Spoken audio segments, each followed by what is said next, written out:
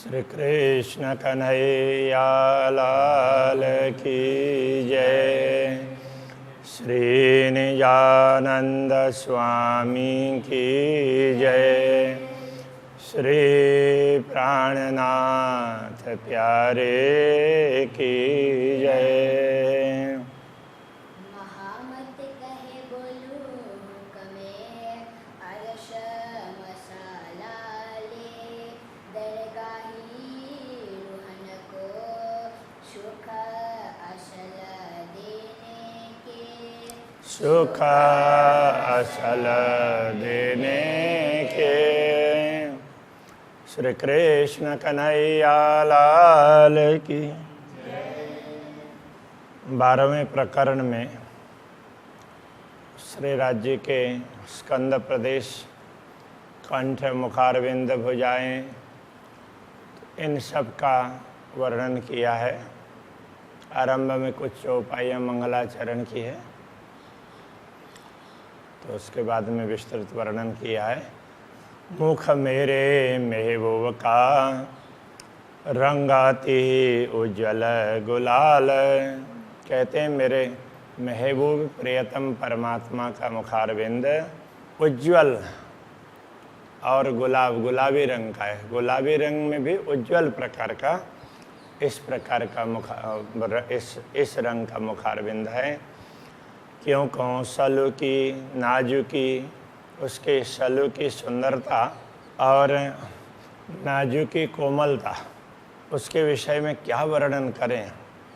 नूर तजल्ली नूर जमाल, ये पूर्ण ब्रह्म परमात्मा का देदीप्यमान प्रकाश सौंदर्य का यह पुंजई है, इस प्रकार से कहना चाह रहे हैं। बड़ा सुंदर है, इसमें बड़ा कोमल है। बाहें मेरे मासूक की प्यारी लगे मेरी रूह। मेरे मासूक मेरे प्रियतम स्वामी, उनकी बाहें भुजाएं प्यारी लगी मेरी रूह, मेरे आत्मा को बहुत प्रिय लगती है। हक हुक्म यों कहावत सो वाही जाने हक रूह। श्री राज्य के आदेश से ही ये पता चलता है कि वो कहलाता है कि जो पूर्ण ब्रह्म परमात्मा की अंगनाएं हैं, उनको ही इस बात की समझ पड़ती है। अंग रंग सलु की सुभान की चकलाई उज्जवल गौर। पूर्ण ब्रह्म परमात्मा के अंगों की सुंदरता, उनका रंग, वो चकलाई वो भी सुंदरता के लिए ही है। उज्ज्वल गौर, वो लालिमा भी है और उज्ज्वल गौर वर्ण है। नाम सुनत इन अंग के। अब एक एक अंग, ये तो मुखारविंद में पूरा पूरा आ जाता है, उसके सब अंग आएंगे। इन अंगों का नाम सुनते ही जीवरा न हो चूर चूर। ये जीव है और टुकड़े टुकड़े हो जाने चाहिए, क्यों नहीं होता है। तो कहने का तात्पर्य घायल हो जाना चाहिए। तो ये सुन करके बस दुनिया के तरफ में उसका कुछ ध्यान ही नहीं होना चाहिए, इसी के चिंतन में वो मग्न रह जाए। ए छवि अंगारस के ज्योत अंग कमूरत। ये छवि है अंगारस के, परमधाम के अंगों की छवि है। ये आकृति है परमधाम के अंगों की है, ये दुनिया के अंगों की नहीं है।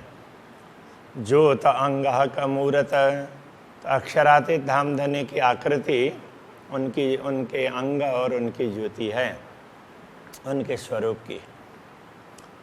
एक कहने में आवे क्यों कर, शब्दों के द्वारा इनको बताया नहीं जा सकता। जो कही अमरद सूरत, बस इसलिए इनके लिए कह दिया कि ये किशोर स्वरूप हैं, बस इतना कह दिया, उससे आगे बता नहीं पाए। अभी उनका आदेश है इसलिए इतना बता रहे हैं, पहले उतना ही आदेश था। खबे देत दो खूबियाँ रूह देख देख होए खुशहाल। ये स्कंद प्रदेश है, तो खब्बा का अंत कहते हैं, ये स्कंद प्रदेश दोनों तरफ का। देत दो खूबियाँ, दो खूबी देता है, तो दोनों तरफ दिखते हैं ना, इसलिए दो विशेषताएं। रूह देख देख वही खुशहाल है, इनको देख देख करके भी आत्मा बड़ी प्रसन्न होती है।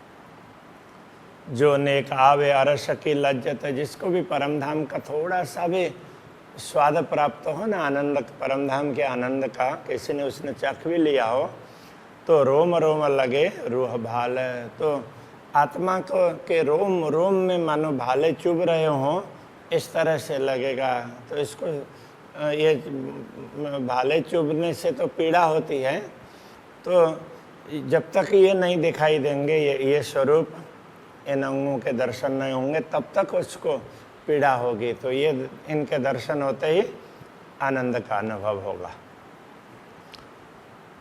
खबे मच्छे कोनियाँ और कलाइयाँ कांडन।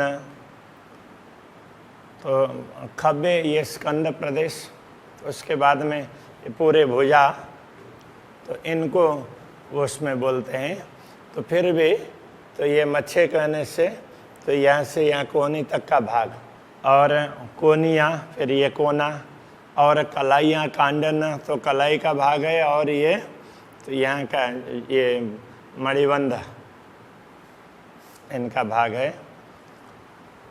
पहुँचे हथेली अंगूरी, पहुँचा करपृष्ठ, और हथेली करतल, और अंगुलियाँ नूर क्यों कहूँ नखन, और नख, इन सब की शोभा, इनसे निकलने वाला प्रकाश, इसकी क्या बात करें। प्रकाश के माध्यम से पता चलता है कि ये नख हैं, ये अंगुलियां हैं, तो ये हथेली की तरफ का भाग है, ये पीछे का भाग है। तो वो प्रकाश से, प्रकाश के कारण ही स्वयं प्रकाश, उसमें से प्रकाश निकलता है, तो उसमें से दिखाई देता है। जैसे दुनिया में तो क्या है कि कोई भी वस्तुएं जड़ है, प्रकाश फेंकने पर उसमें दिखाई देता है। तो परमधाम में सर्वत्र प्रकाश है, तो उनमें प्रकाश निकलता है, उसमें से पता चलता है।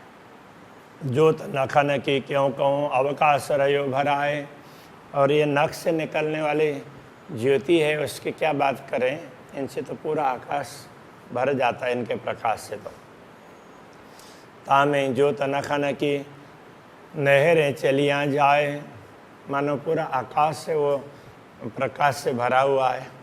तो उसमें भी नखों की ज्योति है, तो ऐसे पूरे आसमान को चीर करके आगे तक पहुंचती है। तो प्रकाश की नहरें आगे बढ़ रही हो ऐसा लगता है। ज्यों ज्यों हाथ की अंगुली होता है चलवन, जैसे हाथ की अंगुलियों का चलाना हलन चलन होगा, त्यों त्यों नख ज्योत आकाश में नहरें चीर चली रोशन। तो जैसे जैसे चलाते हैं उस प्रकार से वहाँ से नहरें निकल रही हो प्रकाश की, और पूरे आसमान को चीर करके जा रही हो ऐसा लगता है। इसलिए वो स्वरूप सुंदर, इस प्रकरण में भी कहा था, नख का नूर चीर चढ़ियो आसमान में, ज्यों हक चलवन करे सब अंगूरी। उसी की स्पष्टता यहाँ और ज़्यादा कर दी। वो नहर की तरह से लगता है। एक अंग जो निरखिए तो निकस जाए उम्र। दूसरे राज्य के अंग इतने सुंदर हैं कि एक एक अंग को देखने लग जाते हैं ना, तो देखते ही रह जाएं ऐसा लगता है। पूरी आयु, पूरा जीवन ही उसमें चला जाए ऐसा होता है।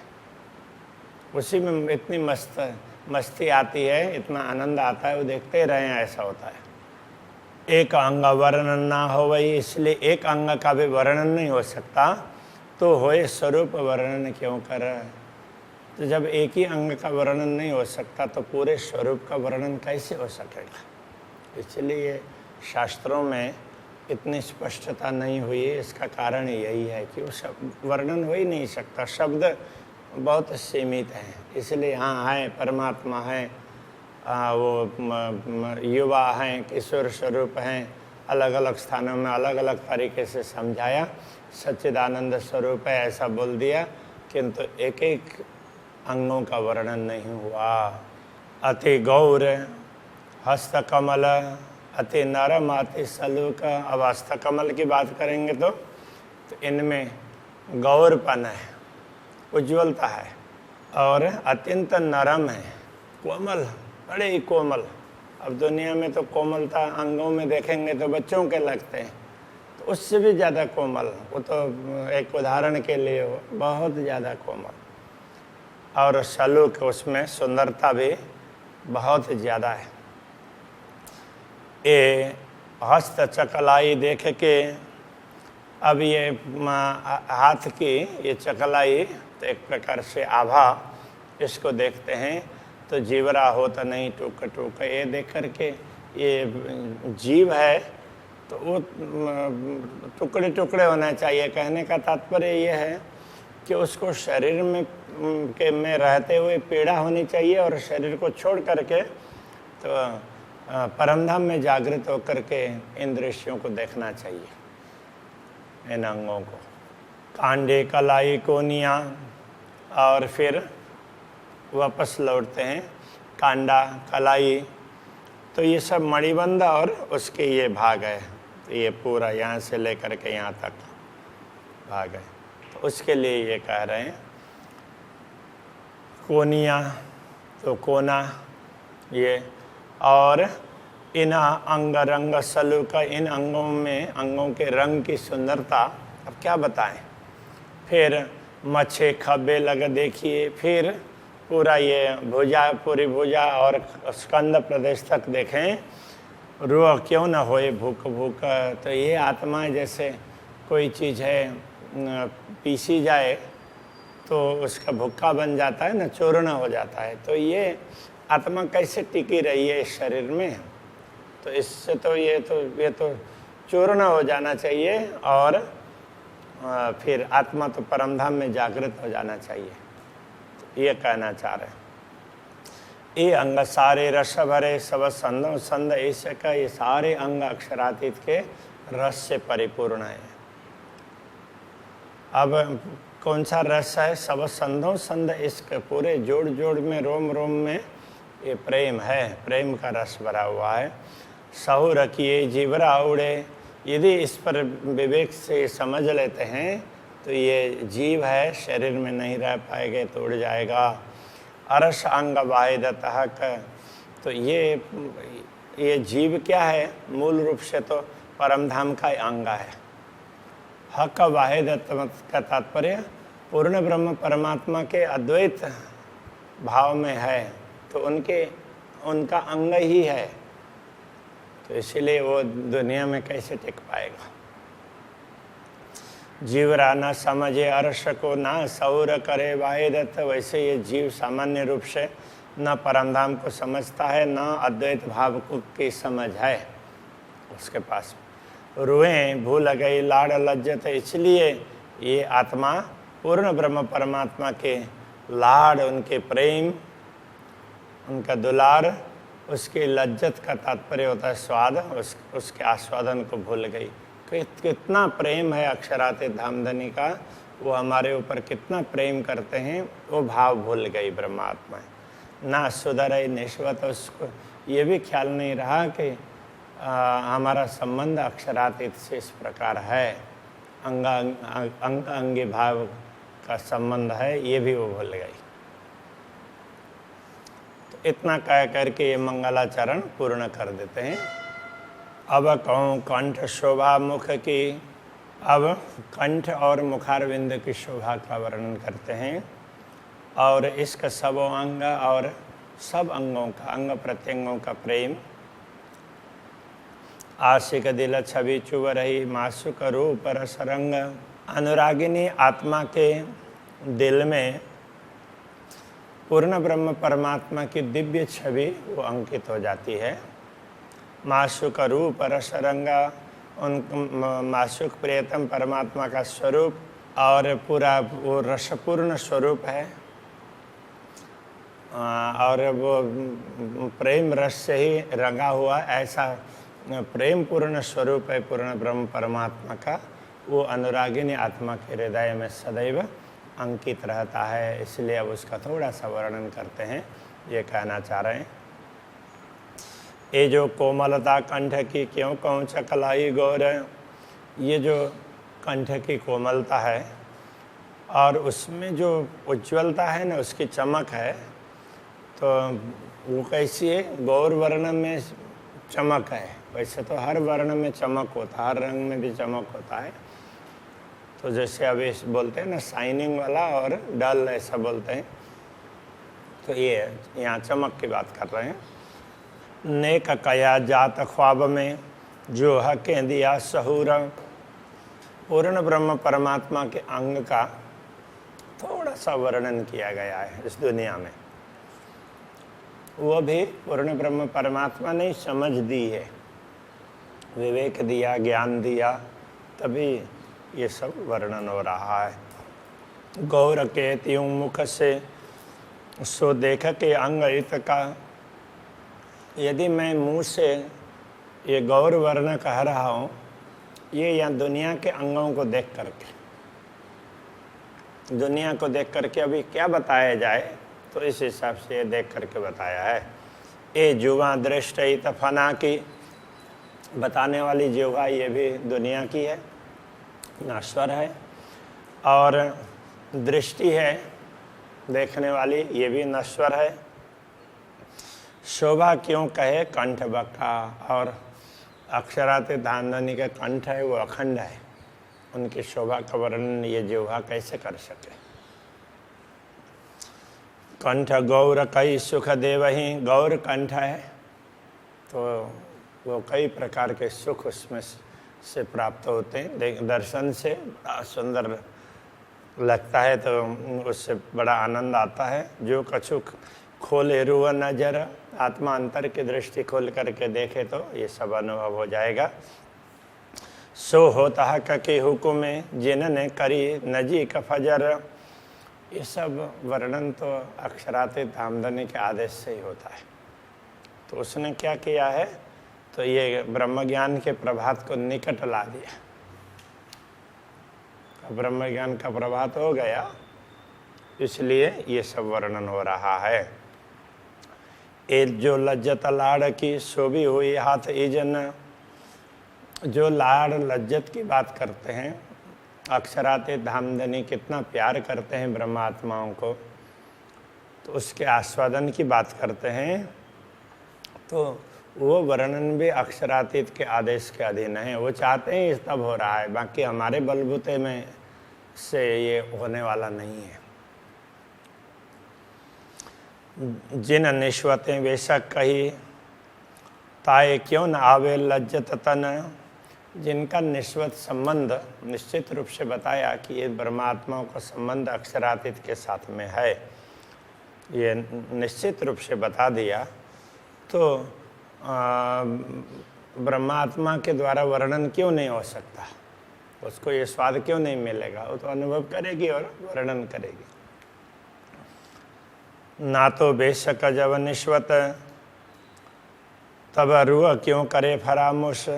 अन्यथा जब अक्षरातीत की अंगना है, ऐसा संबंध है, तो उसको ये फरामोशी भूल होने की आवश्यकता ही नहीं है। वो विस्मृति की, उसको तो विस्मृति होनी नहीं चाहिए। किंतु ये देह जो सुपन की छिन में उड़ावे हक जोश। तो अब ये तो स्वप्न का देह है, अक्षरातीत धामधनी ने किसी विशेष उद्देश्य के लिए दिया है। तो वो जैसे ही हम जागृत हो जाएंगे, हमें पता चलने लग जाएगा, तो किसी भी समय उसको उड़ा देंगे। वो जब चाहेंगे वो उड़ा देंगे और धाम में जागृत करेंगे। तो श्री राज्य का जोश ही अक्षरातीत धामधनी का जोश है, वो इस शरीर को क्षण मात्र में उड़ा सकता है। ये जो देखो सहूर करके भई आड़ी हक आमर। जरा सहूर करके देखो, विवेक से चिंतन करके मनन करके जरा सा देख लो। भई आड़ी हक आमर, हक के आमर तो श्री राज्य का आदेश, तो वो व्यवधान रूप बना है। वो चाह रहे हैं तब शरीर टिका हुआ है, वो जब तक चाहेंगे तब तक टिका रहेगा। हमने तो उनके ऊपर छोड़ दिया, अब लगाम उनके हाथ में, तो जब तक चाहेंगे तब तक टिका देंगे, जब चाहेंगे तब उसको उड़ा देंगे। ये कह रहे हैं कि ये शरीर टिका है, तो इसमें श्री राज्य का आदेश से महत्वपूर्ण भूमिका निभा रहा है। ना तो बल करते धनी बेशक, ये देह ख्वाब रहे क्यों कर। जब धामधनी चाहते, निश्चित रूप से वो चाहते तो ये शरीर, ये स्वप्न की देह है, ये बिल्कुल टिक नहीं सकती। प्रीत रीत इश्क की, इश्क ही सहज स्नेह। श्री राज्य की प्रीत की रीत है वो प्रेम की ही है, और सहज स्नेह, स्नेह वो सब प्रेम ही है। निस्दिन वसत इश्क, नख सिख भीजे सब देह। नहीं तो क्या है, ये कहना चाह रहे हैं कि देखो, नहीं तो ये आत्मा है, रात दिन उनके प्रेम में ही तो मस्त रह रही है। तो इसमें रात दिन प्रेम ही रहता है। और नख से का बीजे सब दिया, नख से लेकर के शिखा पर्यंत पूरा शरीर प्रेम से भीगा हुआ है, आप्लावित है। भव भ्रुकुटी पल पापन, मुस्कत लवन नीलवट। भव है, भ्रुकुटी है, और पल पापन, पलक आंख बंद होना, और पापन बोलते हैं ये उसको आँख की, ये वो जब पकती, जब बंद होता है तो वो पर्दा, उसको पापन बोलते हैं। मुस्कत लवनी नीलाट, जब मुस्कान करते हैं तो उस समय ये ललाट की भी शोभा बढ़ती है। तो लवने कई स्थानों पर तो कान के आसपास का अंग की बात कही है, किंतु डिक्शनरी में देखा तो कहीं भी इसका ये अर्थ नहीं आया। तो मुझे लगा कि ये लावण्य के लिए लवन शब्द का प्रयोग किया होगा, तो लावण्य शब्द मिलता है। तो इसमें अर्थ भी लगता है कि जब हंसते हैं तो ललाट की भी शोभा बढ़ती है ना, उसकी अलग प्रकार की शोभा बढ़ती है। इन्हीं विधा जब मुख निरखिए, इस प्रकार जब पूरे मुखारविंद का दर्शन करते हैं तो तब खुले हृदय के पट, तब हृदय के पट खुल जाएंगे। छब फब नहीं एक भांत की, श्रवण गाल मुस्कत। छवि, फबना मतलब अच्छा लगना, तो छवि की जो शोभा है वो अलग प्रकार की शोभा है पूरी छवि की। और श्रवण गाल मुस्कत, जब मुस्कुराते हैं तो उस समय ये गाल है श्रवण इंद्रिय की ओर जाता है। ऐसे हंसते हैं तो इधर ही की ओर शो करता है ना, तब भी बड़ा अच्छा लगता है। लाल अधर मुख नासिका, उस समय लाल अधर मुख नासिका।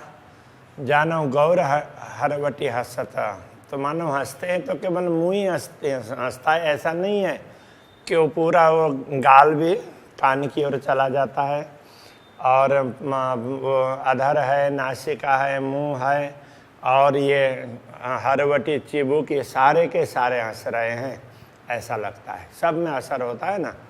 तो इतनी सुंदरता इस श्री राज्य के मुस्कान में है। तो इस प्रकार से वर्णन कर रहे हैं। अभी के प्रसंग को यहीं रखते हैं। श्री कृष्ण कन्हैया लाल की।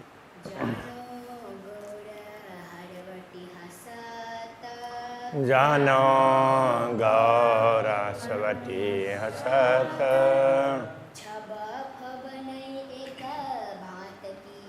छब फब नहीं एक भांत की। श्रवण गाल मुस्कत,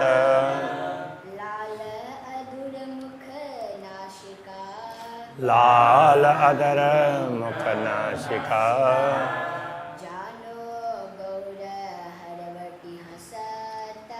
जानो गौर हरवटी हंसत,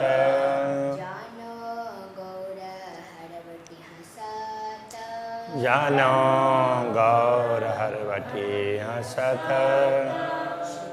कन्हैया लाल की।